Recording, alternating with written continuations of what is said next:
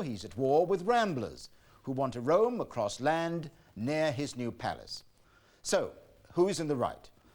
Martin Bachet gained access to the land and to the weird world of Nicholas van Hoogstraten. This is Hamilton Palace in West Sussex, the largest private residence built in the UK this century. Costing over £30 million, it'll not house a member of the royal family, but Britain's first minister of rogue landlords, multi-millionaire and sometime violent criminal Nicholas van Hoogstraten.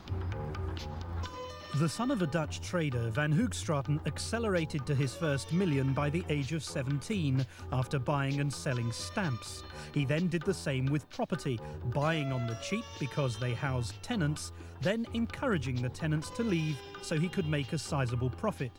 But sometimes the encouragement went too far, and in 1974 he was jailed for his part in a violent assault.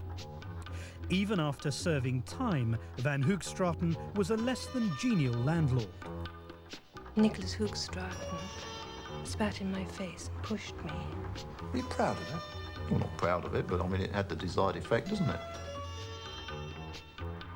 This decade has seen Van Hoogstraten obsessed by his palace project as he tries to reinvent himself as a country squire.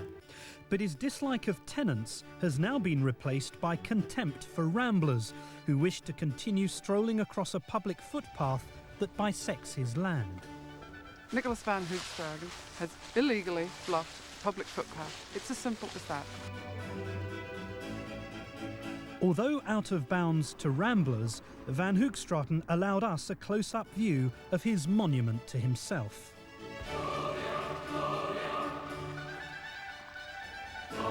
Mr. Van Hoogstraten, nice Martin. to meet you. Thank you for to see you. allowing us onto the property. It's very good of you. Why are you late?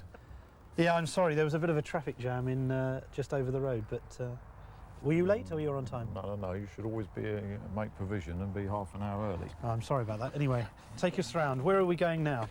We're going up the front steps, ornamental steps, Right. to what will be the grand salon.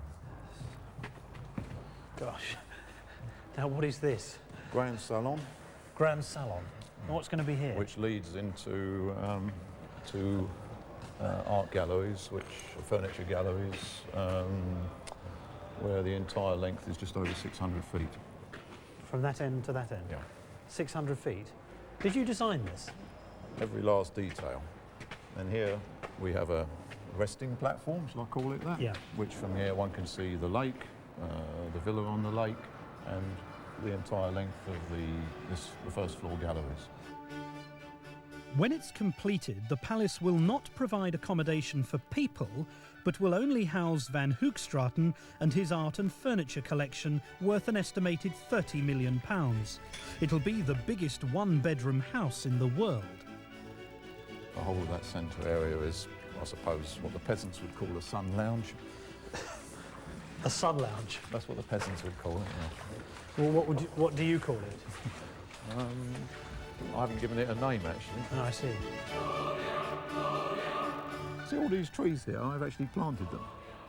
By hand? Myself, yes. I mean, those were done 12 to 14 years ago, but every one of those, and there's a total of about 4,000 here, I've actually dug the holes and done it myself. Why did you do that? Because I'm going to buy myself into heaven. What do you mean? By planting oak trees, you're going to buy your way into They're not heaven? all oaks, they're oaks, beech, lime. all What do you sorts. mean you're going to buy your way into Well, heaven? because when I get there, he's going to say to me, I presume he's going to say to me, what are you doing here? And what are you going to say? Well, I shall say, well, why shouldn't I be here? And he's going to list all the, crimes or supposed crimes I'm supposed to have committed and not terrible supposed. things I mean, I'm you supposed were to in have done. you were imprisoned for a firebomb attack and all these sorts of things. It wasn't a firebomb attack, What was it? a hand grenade. Sorry. It wasn't a firebomb. So, What you're calling a crime down here is not a crime in reality. so it's not a crime to be involved in a hand grenade attack on someone's house? No, certainly not. Help me, I don't understand. Oh, a crime to me is if you take advantage of an innocent person who doesn't know any better. That's a crime. But it's not a crime to throw a hand grenade at Certainly not. a property. Or somebody who robbed and defrauded me. How much? Well, at the time it sounds nothing now, but it was £3,000. So for £3,000, they deserved the hand grenade through the window. 1962. No, he didn't actually. I mean, he deserved something else. But What else do you think he if I'd deserved? have had control of it, it wouldn't have been a hand grenade through the window. What would it have been? I'd have chopped his bollocks off.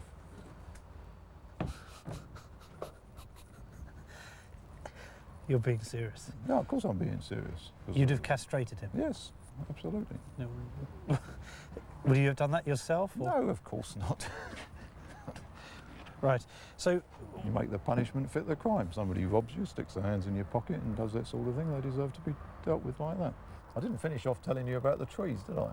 no, tell me about the trees. Well, when I have this sort of talk with him up there and he's trying to stop me from coming in, Yes. I shall point out to him that I've spent a lot of my spare time planting trees. And I'm sure, I've got no doubt whatsoever, that that will weigh down on that side of the scale much higher or much harder than all the rubbish and crap that's on the other side.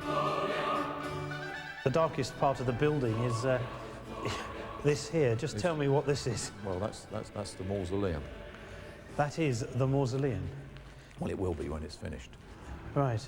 And what do you propose to have down there? Well, me, for a start, plus, I suppose, certain, well, I would like certain important personal artefacts and things, but I suppose really it's the nearest I can get to taking all my wealth with me and ensuring that nobody benefits from it. So that may be a form of insanity. Well, building this palace, That's pathetic, isn't it? That's deeply sad. filling it with priceless works of art and treasures, and then getting buried and here, being turning buried it in the into midst a of it. mausoleum. Yes, I'm seriously opposed to inheritance rights. Even to your children? Yes, really, yes. I don't see that history has ever done any good by allowing people to inherit other people's money. So, when you die, is the building closed down, effectively? That's the intention. What the reality will be, I mean, who knows?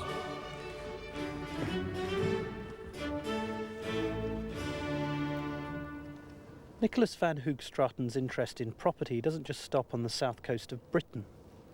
Cannes on the Côte d'Azur, setting for the annual film festival and also part of Van Hoogstraten's vast worldwide property empire.